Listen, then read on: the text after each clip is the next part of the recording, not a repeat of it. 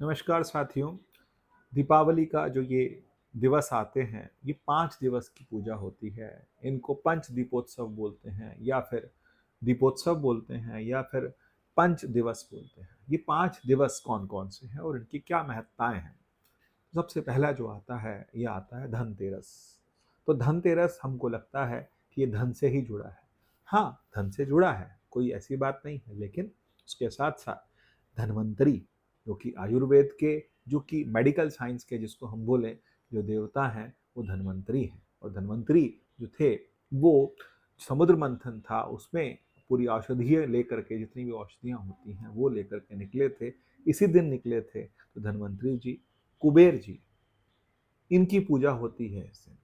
तो ये कुबेर जो हैं वो धन के राजा हैं। तो कुबेर का भी और उसके साथ साथ धन्वंतरी की पूजा होती है, क्योंकि कोई भी त्योहार जब मनाया जाता है तो उसमें सबसे पहले हम शारीरिक और मानसिक रूप से यदि हम स्वस्थ हैं तभी हम त्योहार मना सकते हैं। तो शुरुआत जो होती है बहुत साइंटिफिकली हम लोग लेकर के चलते हैं कि धनतेरस की होती है। धनतेरस के दिन लोग सामान भी खरीदते हैं, सब चीज़ें लेते हैं। वो सब चीज़ें रीति रिवाज हैं जो कि बने हुए हैं और लोग उसको हर्षोल्लास के साथ मनाते हैं। दूसरा दिवस आता है हमारा, और जो कि आता है नरक चतुर्दशी या फिर जिसको हम क्या बोलते हैं, रूप चतुर्दशी। नरक चतुर्दशी का जो जो कहानी जुड़ी है वो भगवान श्री कृष्ण ने नरकासुर किया वध किया था। तो नरकासुर का जो वध किया था तभी उसे नरक चतुर्दशी कहा जाता है। कई लोग इसे रूप चतुर्दशी भी कहते हैं। तो ये रूप चतुर्दशी का क्या मतलब है? कहा जाता है कि इस दिन अपना, क्योंकि सबसे पहले जो पहला धर्म यही है कि हम अपना ध्यान रखें। तो उस दिन कहा जाता है कि हम सूर्योदय से पहले उपटन लगा करके ढंग से नहाएं खुद को, तो हमारे पर जो है वो एक अच्छा एक रूप चढ़ता है। तो रूप चतुर्दशी भी नाम इसका लिया जाता है, नरक चतुर्दशी भी कहा जाता है। और ये भी माना जाता है कि हनुमान जी का जन्म इस दिन हुआ था। तो हनुमान जी का जन्म जो है, कुछ लोग नरक चतुर्दशी को मनाते हैं, कुछ लोग अमावस्या को मनाते हैं। तो हनुमान जी का जन्मोत्सव भी इसमें मनाया जाता है। और उसके बाद आता है अमावस।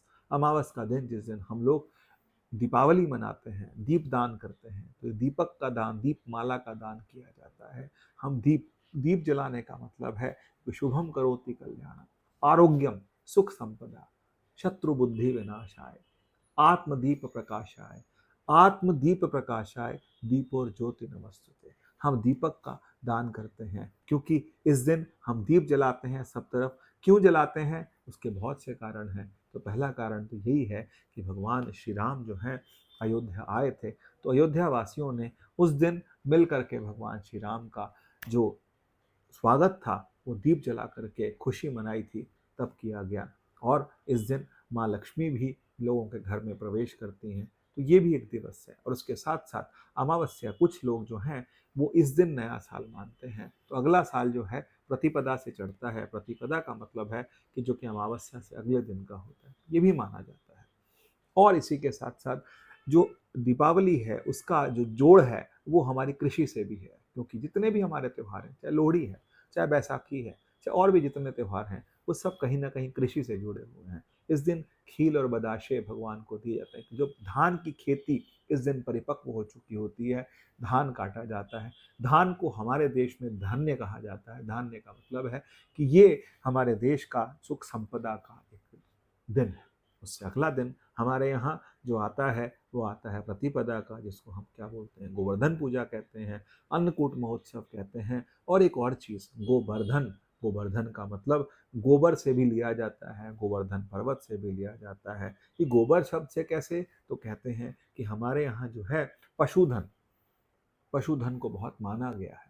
तो इस दिन पशुधन को, पशुओं को भी अच्छे से उनको तैयार किया जाता है और उनको तैयार करके उनकी पूजा भी की जाती है, गऊ की पूजा भी की जाती है। और उनको अच्छा जो भोजन होता है वो भी हम लोग उनको अर्पण करते हैं। उसके साथ साथ गोवर्धन पर्वत की कहानी हम सब ने सुनी है कि गिरिराज जो थे, गोवर्धन जो थे, इनको भगवान श्री कृष्ण ने अपनी उंगली पर उठाया था, इंद्र का अभिमान चूर किया था, ये भी इसी दिन किया था। तो ये दिन जो है गोवर्धन पूजा का होता है। और उसके बाद जो भाई दूज होता है, दूज को मतलब होता है दूसरा नंबर, प्रतिपदा का मतलब होता है पहला नंबर। थोड़ा थोड़ा खुद भी हम समझें, अपने बच्चों को भी समझाएं। तो दूज क्या है? इस दिन माना जाता है कि यमराज जो थे अपनी बहन यमुना के पास, ये दोनों सूर्य भगवान के बच्चे थे, तो ये आप जब उनके पास में आए, उनकी बहन के पास में आए, उनका तिलक किया और उनका सत्कार किया और उनको भोजन खिलाया, तो ये माना जाता है कि इस दिन बहनें अगर भाई को तिलक करती हैं तो उनकी आयु जो है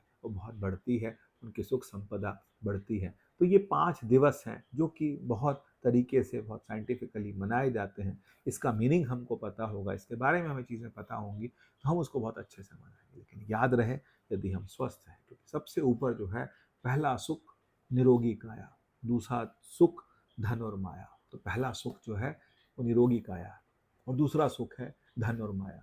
कितना भी धन हो, कितनी भी माया हो, कितना भी पैसा हो, लेकिन यदि हमारे पास में निरोगी काया नहीं है तो फिर सब व्यर्थ है। जय श्री राम।